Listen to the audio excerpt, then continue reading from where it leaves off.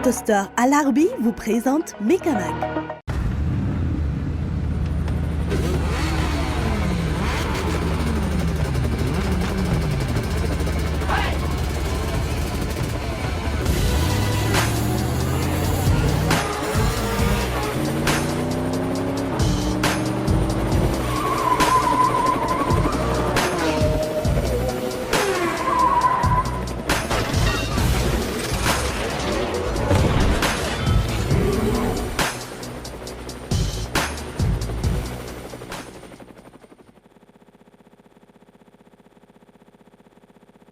Salama daholo tsika ary tonga soa ato anatin'ny fandarana Mécamag indray.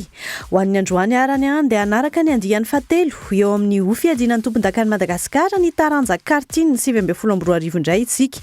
Ity hetsika ity izay notanterahana ny alahady lasa teo, izany hoe ny faharoa amby roapolo ny volana septambra tetsy amin'ny circuit SRK Imirtsetosky.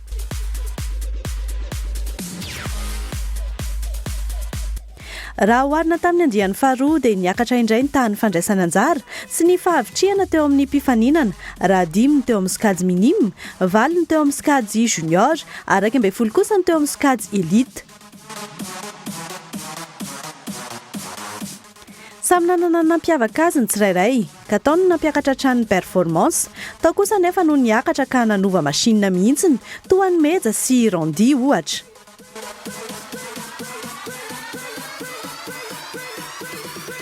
Raha teo amin'ny fizotry ny lalao-ndray ary dia toy ny mahazatra ihany, nisy ny essai chrono ary tao aorian'izay no nanaovana ireo manche telo dia ny première manche, ny pré-finale ary ny grande finale. Raha tamin'ity andiany ity aloha dia niakatra ny isan'ny tory natao tao anatin'ny lalao ka samy nigereny masinina ny tsirairay teto. Tao aorian'ny essai chrono izay natao isa-tsokajiny dia andeha roa jerentsika avy hatrany teo amin'ny lalao voalohany dia tsy inona izany fa ny première manche. Atombotsika eo amin'ny sokajy minima izany lalao izany.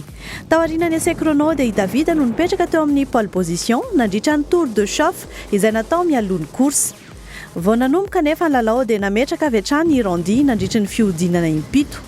Niezaka nanenjika mafy i Davida teto, indrisy fa tsy nahazo na nomeny Rondi lalana akory ary nilaozan'ny Rondi elanelana lavitra be mihitsiny.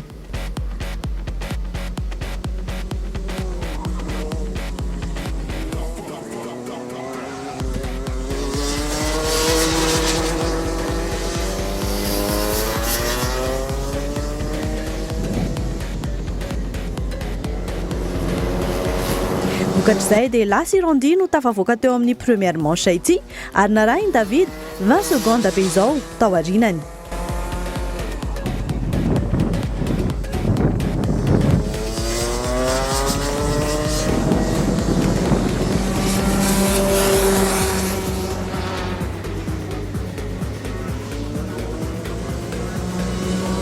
Teo amin'ny Rial sy Yvon dia nisy ny combat. Raha notarian'i Yvon foana ny teo anoloana dia nitady lalana isongonana ihany i Rial, ilay mpanamory larana fa 950 io.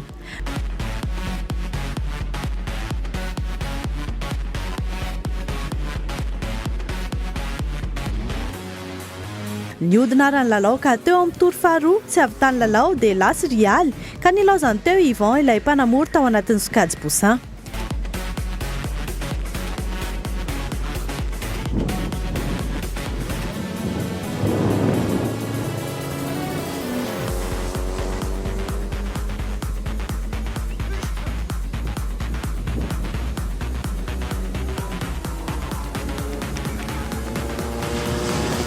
Nizotra ny lamina ny an'ny Roussi et Andy izay mbola samy mpanamory Poussin avokoa.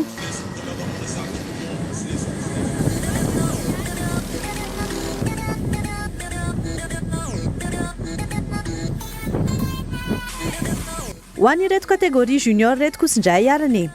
Nipetraka teo amin'ny pole position i Johan tao amin'ny tour de formation. Ny laharana eo amin'ity tour de formation ity dia ny temps réalisé nandritry ny essai chrono. Vao nanomboka ny lalao dia nametraka avy hatrany Johan. Tsy lavitra teo anefa fa nanome pression be ho azy i Nathan. Toraka izany ihany koa no nahazo an'i Nathan raha narahany mahary akaiky kely teo izy. Niady be aloha ny lalao azy telo lareto teto hoe.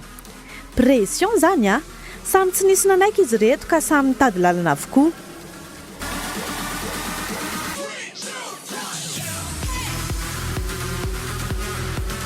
Ioana nefa nitandrina tanteraka nitazona ny toerana satria raha vao nahita lalana natao dia tafiakatra ho azy mahary ka nivoaka tsemboka ny tovolahy tao anatin'ny fihodinana indimy.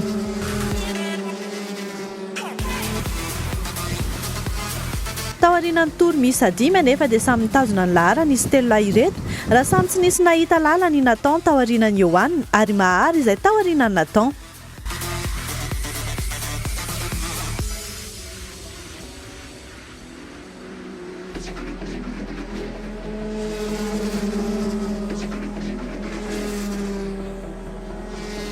Nanaraka mora tao aorianan'izy telo lahy ireto i Raphaël ary tsy nisy nanelingelina mihitsy ny diany. Mahevatina sy Julia kosa tao aorianan'i Raphaël ny fanenjika be hatramin'ny farany satria dia voadonany Julia avy ao aoriana kaiky kely foana i Mahevatina ka niezaka nitazona ny laharany foana nefa.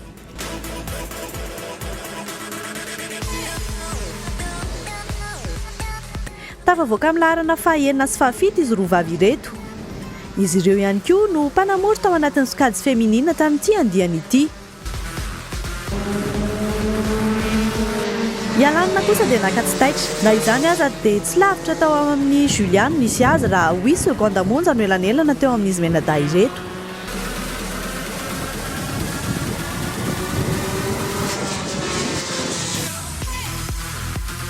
Izay aloha no makasika ny sokajy junior fa nanahoana kosa indray ara ny ao amin'ny sokajy elite.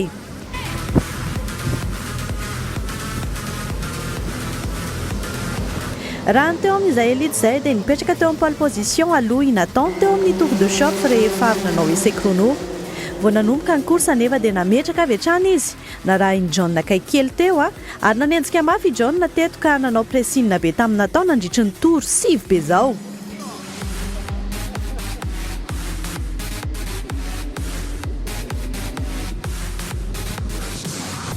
Teo amin'ny fihodinana fahadimy teo anefa sendra n'ilay virage farany iny no nisongonan'i John ny Nathan.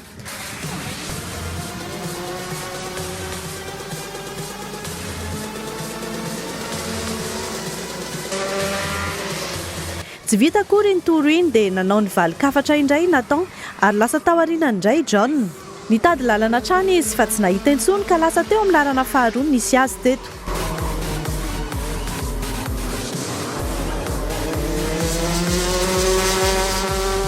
Erwanna kosa dia nanaraka azy akaiky kely tao. Ity farany izay niezaka ny anenjika an'i John fa tsy nahazo lalana mihitsy.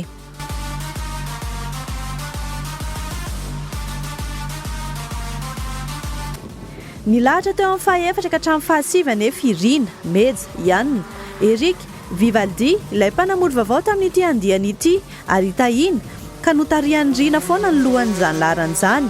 Teo amin'ny fihodinana farany anefa nahita lalana kely Meja izay nitondra ilay machine vaovao be ka lasa izy no nipetraka teo amin'ny laharana faha-efatra ho an'ny classement général.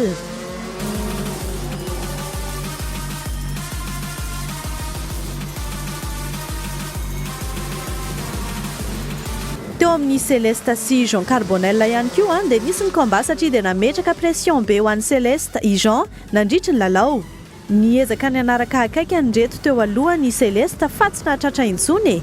Nipetraka teo amin'ny laharana faha-10 izy rehefa tsy nahita lalana tao aorianan'i Jean Carbonel intsony.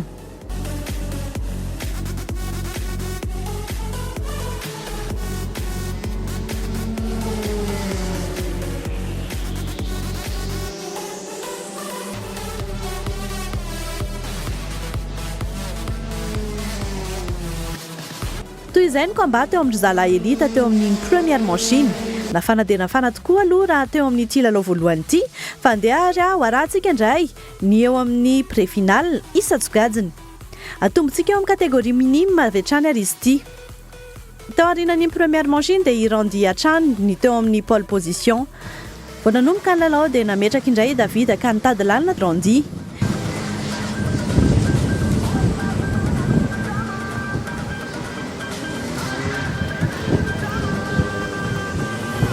Tao amin'ny 3e tour dia nahita lalana Randy ka nilatsaka teo amin'ny laharana faharoa i David. Nilazan'i Randy 8 seconde be zao izy teto ka teo amin'ny vokatra farany dia i Randy no teo amin'ny laharana voalohany narahany David mazava ho azy.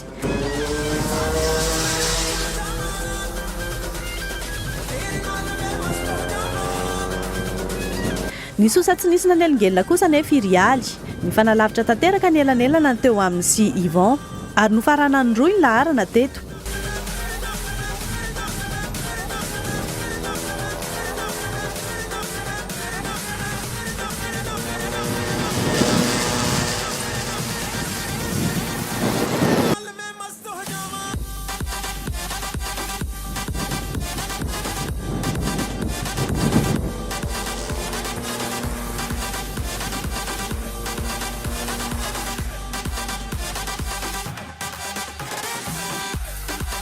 Teo amin'ny catégorie junior kosa indray ary dia Johanna foana no mbola nitazona ny pole position.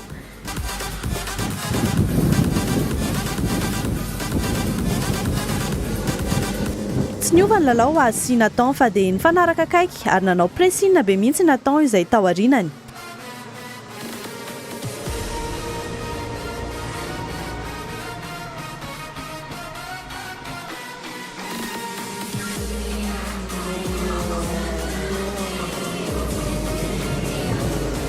Tapitra ny torofolo ka tsy nahita lalana mihitsy Nathan fa nijanona teo amin'ny lalana faharoa hatrany.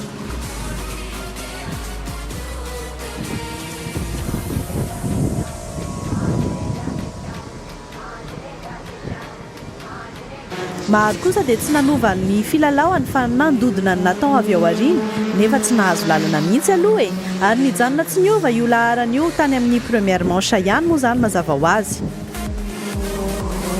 Toy izany koa ny Andra Rafael nijanona teo amin'ny lalana fahaefatra na izany aza dia tsy lavitra tamin'ny maharo no nisy azy fa dia nitady okazion kely tao aorianany tao foana. Boary, Julia, Alan dia nizotra tsy nisy nanelongelona ka nilahatra teo amin'ny lalana fahadimy, fahaenina ary fahafito.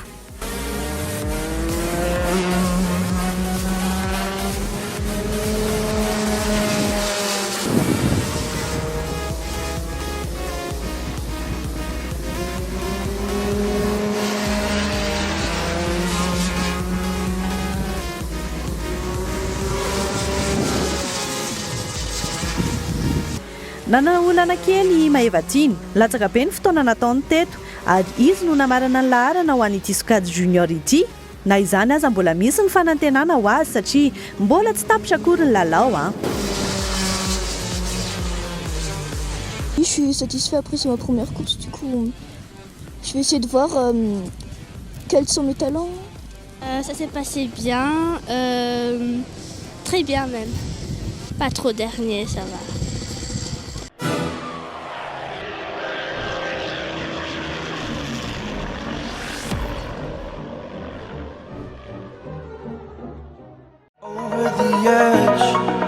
Motostore à l'Arby, la ligne complète pour tout type d'achat de moto. Un espace de 2 ateliers de SAV, un large panel d'équipements et d'accessoires s'offre à vous.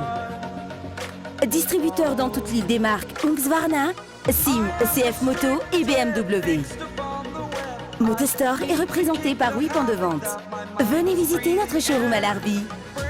Motostore, l'univers des motards à Madagascar.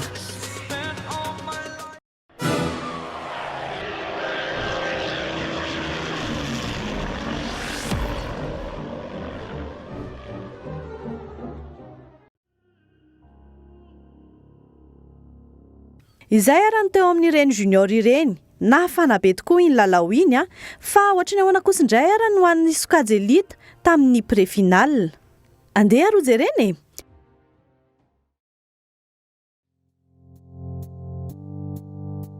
Tao aorian'ny première manche dia Nathan hatrany no nipetraka teo amin'ny pole position.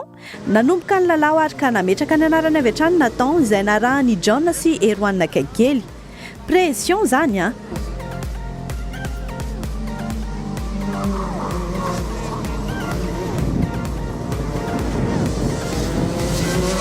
Niodina ny tour ka teo amin'ny troisième tour teo no nisy tête à queue teo amin'ny John sy Nathan ka Erwan izay nanao pression be tamin'ny John iny no lasa niakatra teo amin'ny lalana voalohany.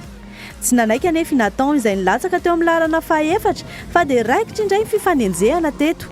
I John kosa no nilatsaka tany amin'ny lalana fahaenina tany.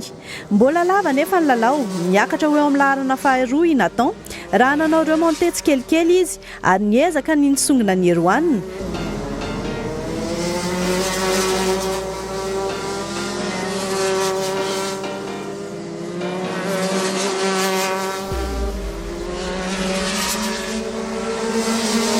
Nahita lalana kely izy fa tsy nanaiky eroanina teto e. I John kosa raha nilaozany meja sy riny tao aoriana nahazo azy teo dia nanenjika be ary tafiakatra ho eo amin'ny lalana fahatelo rehefa avy nanao remonté be tamin'ilay virage farany teo iny ary nijanona ho eo amin'ny lalana fahaefatra hatrany meja izay narahany riny.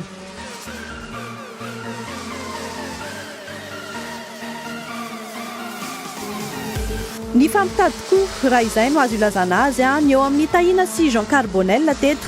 Raha teo anoloana foana nisany Jean nanaovany tahina stratégie hafakely ka voasongona teo izy raha variana ny bahany iny ka lasa tahina ny teo aloha narahany Jean Carbonel akaikely. Tena natsiro ny combat amin'ireto kategoria reto. Izay no azo natao teto amin'ity pré-finale ity. Difficile hein, avec Nathan là on se dépasse, on fait plus vraiment difficile quoi. Il y a le cardio qui tape là, c'est pas évident, on verra pour la finale ce que ça va donner. Hein. Je sais pas du tout, on va y aller au feeling puis on va essayer de gagner si c'est possible, là, on verra ce qui va se passer. Puis voilà, c'est tout. Ouais, quand même, cette course elle est bien, il y a des combats quand même, mais avec tous ces combats, ça encourage les coureurs pour avancer. Tu peux nous expliquer ce qui s'est passé avec John sur le pif-paf là? C'était assez monstrueux. Hein. Ouais, en fait, j'ai pas pensé, mais je crois que pour moi, il a freiné, mais moi, j'ai pas eu le temps de freiner. J'ai touché son pneu arrière et ça a fait sortir, et moi aussi. Stratégie, c'est essayer de faire mon mieux et d'aller à fond, maximum possible.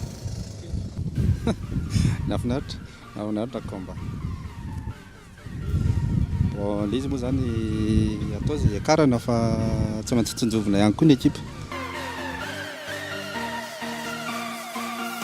Idirantsika avy hatrany ary ny eo amin'ny finale fa tsy andrely intsony sika ka dia ho atombotsika amin'ireo minima hatrany ary zany e. Tao amin'ny tour de formation dia mbola i Randy ihany teo amin'ny tête de formation narahany David mazava ho azy. Vao nanomboka ary ny lalao dia nametraka ny anarany Randy ary tsy nisy navelany anelingelina azy intsony ny tao aorinany. Nanaraka azy tao aoriana tao koa nefa i David niezaka ny hitady lalana teny foana izy fa nilaozany Randy hatramin'ny farany.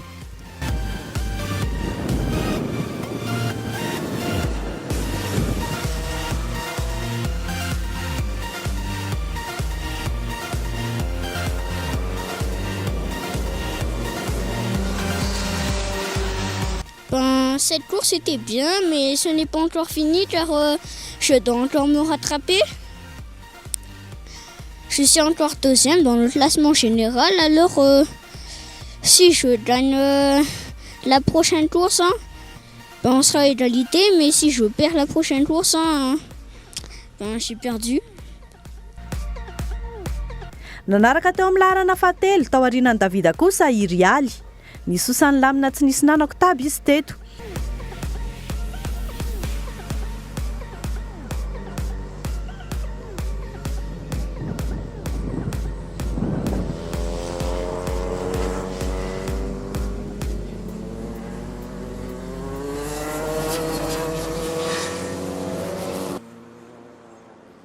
Ary nanaraka tao amin'ny lalana fahaefatra sy fahadimy i Ivan sy Roy.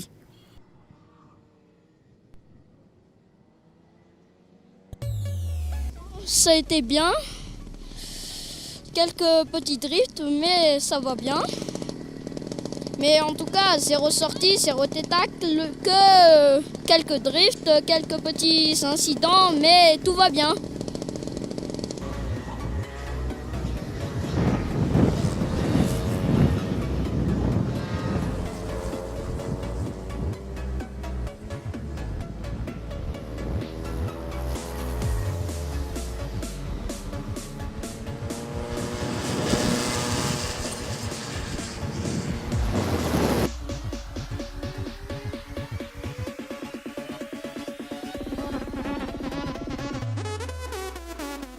Teo amin'ny zareo junior kosa ary dia nanomboka nafana ny lalao satria efa mamarana ny course isika. Vao nanomboka ny départ dia nisy ny carambolage kely tao anatin'ny tao ary taraiky teo i Raphaël. Mevatiana kosa tratra ny coup de frein ka tafiodina ary nilaozan'izy rehetra teo izy mianadahy ireto. Nametraka avy hatrany anarany kosa ary Nathan teto narahany Johanna Kaikely tao afara tao. Ka vao manao erreur kely dia very. nefa dia voatazona hatramin'ny farany lohany teto ka izy zany no tompon-daka ho an'ity sokajy ity narahany Ioanina.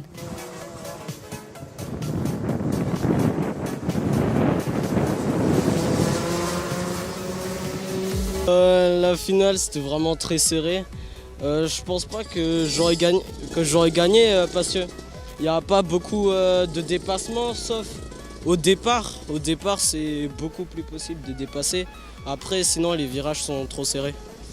C'était serré jusqu'à la fin avec Johan. Hein. Oui, surtout à l'arrivée j'avais vu son carte dans mon champ de vision. Du coup voilà, c'était très serré. C'était vraiment serré avec Nathan. Hein. Ouais, ça s'est bien passé au début d'abord, premier tout au long et puis à la finale, il m'a dépassé au départ. Et puis bon, c'est la course, j'ai essayé de le dépasser au dernier virage, mais c'est pas passé et voilà.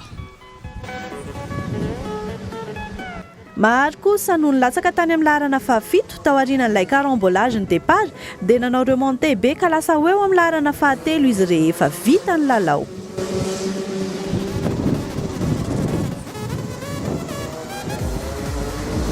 Nety tsara fa nisy accrochage kely tam'le premier virage le troisième manche dia tsy dia tena naniny fa satria afaka rattrapena ihany mais ça va tsara les courses. Narahany Raphaël teo amin'ny laharana fahaefatra raha izy taraiky tamin'ny départ iny ihany koa no niakatra tsikelikely ka izao tafiakatra eo amin'ny laharana fahaefatra izao ary narahany Mboara kaiky kely tao aorianany.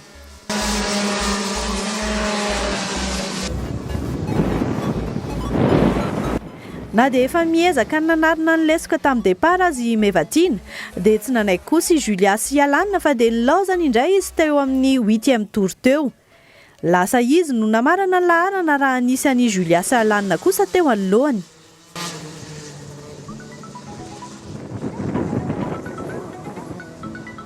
Et merci. J'ai réussi à attraper les deux garçons devant, c'était bien. Mais après, ils m'ont dépassé. Voilà.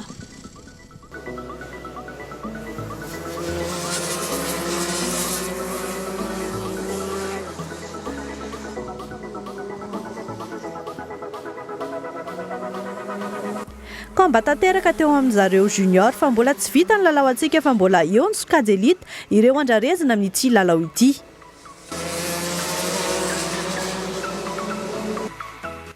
Ho an'izay sokajy elite izay ary dia vao départ dia efa komba be. Teo amin'ny tour voalohany dia noentiny Eroanina aloha ny lohany teto. Narahany Nathan sy John kaiky kely tao aorianany. Pression be ny nanaovany Nathan azy ka tsy zakany.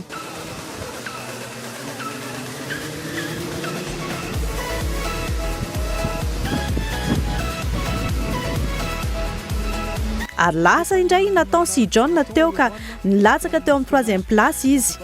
Teo amin'ny John sy Nathan kosa dia nafana ny ady.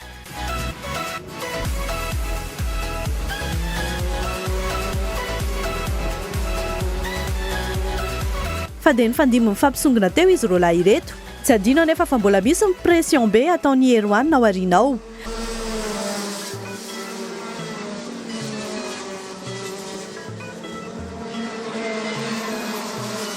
Teo amin'ny tour farany anefa dia nahita lalana indray Nathan ka voabahana tanteraka i John. Vitatra eo izany ny an'i John fa lasa Nathan indray ny champion teto. Lasa teo amin'ny 2e place no misy an'i John mazava ho azy ary narahany Eroanina.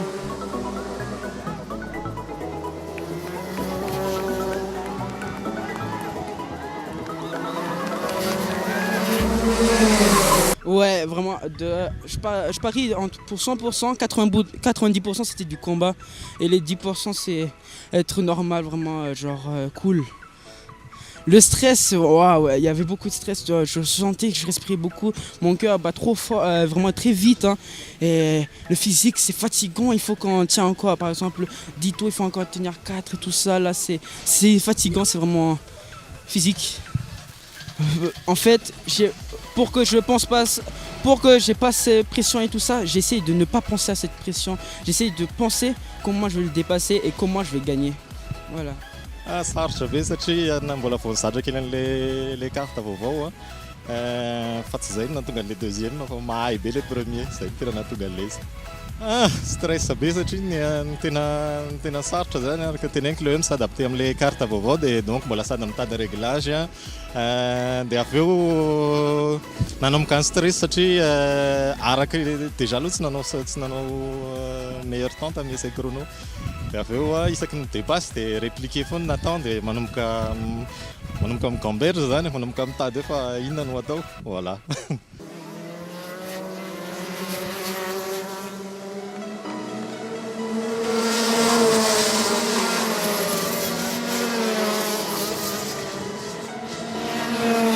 Elle était bien, il n'y avait pas de touchette, il n'y avait rien, c'était parfait quoi. Juste bon, on n'a pas réussi à monter au-dessus de 3e, c'est déjà une bonne place pour le podium, fait que c'est bon. C'était quand même assez dur comme pression vu qu'il y avait quand même 2 manches, puis 14 tours c'est quand même beaucoup. Niezaka ny hanenjika ny Eroana izay teo alohany Imeza fa tsy nahatratra intsony ka nijanona teo amin'ny larana faha-efatra no nisy azy.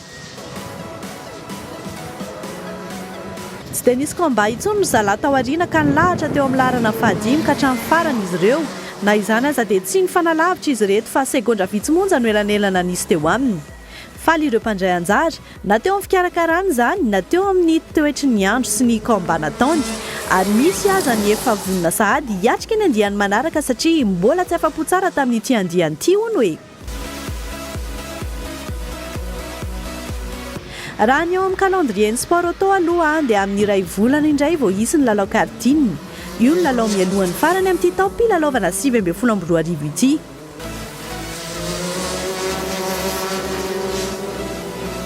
Izay araloha no natolotra ho an'ny androany fa dia manome fotoanantsika rehetra indray ny fandarana Mekamag miaraka amin'ny andiany faha-5 eo amin'ny fiadiana ny tompon-dakan'i Madagasikara ny taranja slalom ho an'ny herin'ny anio. Veloma tompoko.